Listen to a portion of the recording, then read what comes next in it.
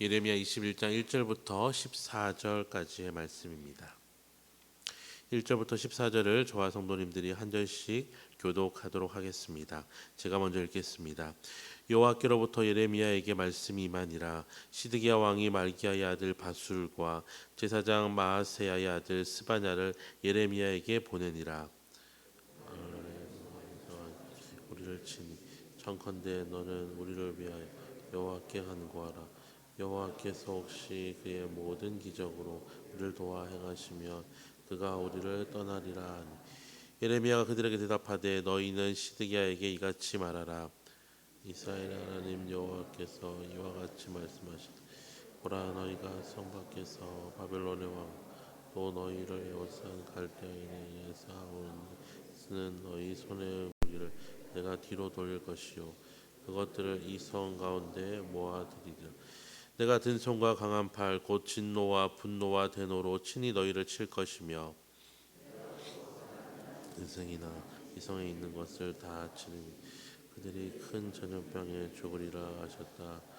여호와의 말씀이니라. 그 후에 내가 유다의 왕 시드기야와 그의 신하들과 백성과 및 이 성읍에서 전염병과 칼과 기근에서 남은 자를 바벨론의 느부갓네살 왕의 손과 그들의 원수의 손과 그들의 생명을 찾는 자들의 손에 넘기리니 그가 칼날로 그들을 치되 측은히 여기지 아니하며 긍휼히 여기지 아니하며 불쌍히 여기지 아니하리라 하셨느니라. 여호와께서 말씀하시기를, 보라, 내가 너희 앞 생명의 길과 사망의 들을 놓아노라. 너는 이 백성에게 전하라 하셨느니, 이 성읍에 사는 자는 칼과 기근과 전염병에 죽으려니와 너희를 에워싼 갈대아인에게 나가서 항복하는 자는 살 것이나 그의 목숨은 전리품 같이 되리라. 내가 나의 얼굴을 이 성읍으로 향하여 복을 내리기 위함이요 화를 내리기 위함이라. 이 성읍이 바벨론 왕의 손에 넘김이 될 것이요 그는 그것을 불사르리라. 유다 왕의 집에 대한 여호와의 말을 들으라. 다윗의 집이여, 너는 아침마다 정의롭게 판결하여 탈취당한 자를 압박자의 손에서 건지라. 그리하지 아니하면 너희의 악행 때문에 내 분노가 불같이 일어나서 사르리니 능히 끌 자가 없으리라. 여호와의 말씀이니라. 골짜기와 평원 바위의 줌이라. 보라, 너희가 말하기를 누가 내려와서 우리를 치리요 누가 우리의 거처에 들어오리요 하거니와 나는 내 대적이라. 우리를 벌하것이요 내가 또 숲풀에 불을 놓아 그 모든 주위를 사르리라. 여호와의 말씀이니라. 아멘. 예레미야 21장부터는 시드기야 왕이 등장하면서 새로운 시대에 예레미야에게 말씀이 임했음을 보여줍니다. 시드기야는 주전 597년에 왕으로 등극하여서 10년간 유다의 왕으로 통치한 인물입니다. 시드기야는 예레미야에게 사람을 보내서 바벨론의 느부갓네살 왕이 우리를 치니 우리를 위하여 여호와께 간구하여 달라고 부탁합니다. 시드기야 요청 예레미야는 바벨론과의 전쟁은 하나님께서 바벨론을 사용하셔서 이스라엘을 치는 전쟁이기에 반드시 패배할 것이며 바벨론에게 항복하는 자만이 살 수 있을 것이라고 하나님의 뜻을 전하였습니다. 특별히 하나님께서는 유다의 왕가에 대하여서 정의롭게 백성을 다스려 탈취당한 자를 압박자의 손에서 건지지 아니하면 하나님의 진노를 면하지 못할 것이라고 경고하시면서 그들 중에는 한 번도 함락당한 적이 없는 예루살렘을 믿고 누가 우리를 치리요 누가 우리의 거처에 들어오리요 하겠지만, 하나님께서 친히 이 전쟁의 반대편에 서셔서 전쟁을 통해 불순종과 우상 숭배를 벌할 것이라고 말씀하셨습니다. 사실 유다 백성들이 예루살렘에 대한 이러한 믿음을 가지는 것은 충분히 이해할 만한 일이었습니다. 왜냐하면 그동안 예루살렘은 다윗이 정복하여 차지한 이후로 단 한 번도 이방인들에게 정복당한 적이 없는 곳이기 때문입니다. 이전에 열왕기하 19장에도 바벨론만큼이나 대제국을 이루었던 아수르의 사네립도 엄청난 군대를 이끌고 공격하였지만 하나님께서 기적적으로 전쟁을 승리로 이끄셨기에 이들의 마음속에는 설마 지리적으로도 천의 요새인 예루살렘이 정복당할까라는 기대와 의문을 가지고 있었던 것입니다. 하지만 이후 역사를 살펴보면 하나님의 예언대로 결국 시드기야 시대에 유다를 쳐들어온 바벨론의 느부갓네살 왕으로 인하여서 예루살렘은 정복되었고 일반 백성들뿐만 아니라 왕족까지 포로로 바벨론에 끌려가면서 하나님의 말씀은 남김없이 응답되었습니다.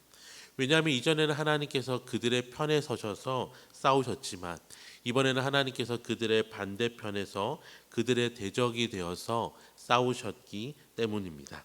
하나님이 떠난 예루살렘은 하나님 인간의 눈으로는 천의 요새요 난공불락의 성이었지만 하나님 앞에서 힘없이 무너져 버릴 수밖에 없었던 성이었습니다.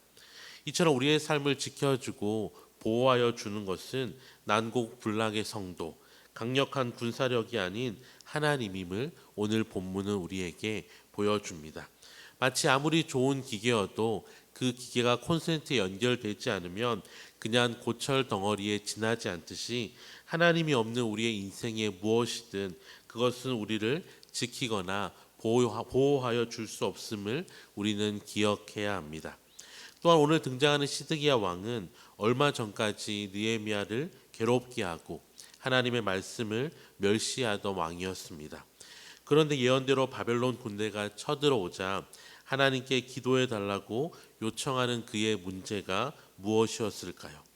그가 이전에 하나님께 불순종하였던 악을 저지른 것도 문제이지만 그의 진정한 문제는 그가 하나님 앞에 자신의 잘못을 인정하고 돌이켜서 하나님의 긍휼을 구하는 대신에 하나님만 자신에게 돌아오라고 요청한 것이었습니다. 그렇게 하나님께서는 그의 요청을 들어주는 대신에 먼저 자기 백성 가운데에서 하나님의 공의와 정의를 실현하여 억울한 희생자를 구원하라고 말씀하신 것입니다. 왜냐하면 참된 회개는 여전히 죄의 길을 걸어가면서 하나님의 도우심을 요청하는 것이 아니라 마음에서부터 돌이켜서 삶의 방향을 다시 하나님께로 향하는 것이기 때문입니다. 시드기야 왕은 눈앞에 닥친 위기로 인하여서 다급하게 하나님을 찾았지만 하나님을 인정하며 자신의 잘못을 인정하는 것이 아니라 하나님이든지 누구든지 그냥 자기를 도와주기만을 바라는 믿음이 작동하지 않는 요청이었습니다. 사랑하는 성도 여러분, 하나님은 자비하시고 신실하신 분이십니다. 그리고 무엇보다 우리를 사랑하시는 분이십니다. 하지만 우리를 사랑한다는 그 사실이 우리의 죄악까지도 사랑한다는 것을 의미하지는 않습니다. 우리 안에 있는 죄는 하나님과 우리를 갈라놓는 하나님이 싫어하시는 것입니다. 백성이 왕을 만나러 갈 때에 그의 합당한 의복을 입는 것이 당연한 것처럼 하나님은 언제든지 우리를 만나주는 분이시지만 결코 우리가 그분을 가벼이 대하며 업신 여기는 것을 기뻐하지는 않으십니다. 그렇게 우리는 날마다 오늘 찬양한 것처럼 회개의 심령을 부어달라고 기도하며 나아가야 합니다. 내가 만들어낸 하나님을 믿으며 살아가지 않도록 하나님의 사랑을 가벼운 사랑으로 치부하지 않도록 우리를 돌아보며 하나님을 경외함으로 살아갈 때에 하나님께서는 우리에게 사랑의 하나님으로 우리를 만나주시고 우리를 건져주시고 우리와 동행하여 주실 것입니다. 이 아침에도 기도하실 때에 오늘 하나님 앞에 나아갈 때에 회개의 심령을 부어주시고 하나님을 경외하는 마음을 부어달라고 기도하시고 하나님을 나의 삶에 맞추는 것이 아니라 나의 삶을 하나님께 맞추는 바른 신앙을 가지게 해달라고 기도하시는 저와 모든 성도님들의 있으기를 주님의 이름으로 축원합니다. 기도하겠습니다. 온 땅의 주인 되시며 찬양받기에 합당하신 하나님 아버지, 주님의 사랑과 은혜에 감사드립니다. 겨자씨만한 믿음만 있어도 이 산을 옮겨 저리로 옮기라 명하면 옮기게 될 것이라고 말씀하셨사오니 우리를 바라보며 헛된 믿음 가지지 않게 하시고 하나님 바라보며 믿음과 소망을 가지고 나아갈 때에 도우시는 하나님을 경험하는 오늘 하루 되게 하여 주시옵소서. 회개의 심령을 부어주셔서 우리의 삶을 돌이키게 하시고 겸손함으로 하나님과 동행하는 우리의 인생 되게 하여 주시옵소서. 감사드리며 예수님의 이름으로 기도드립니다. 아멘.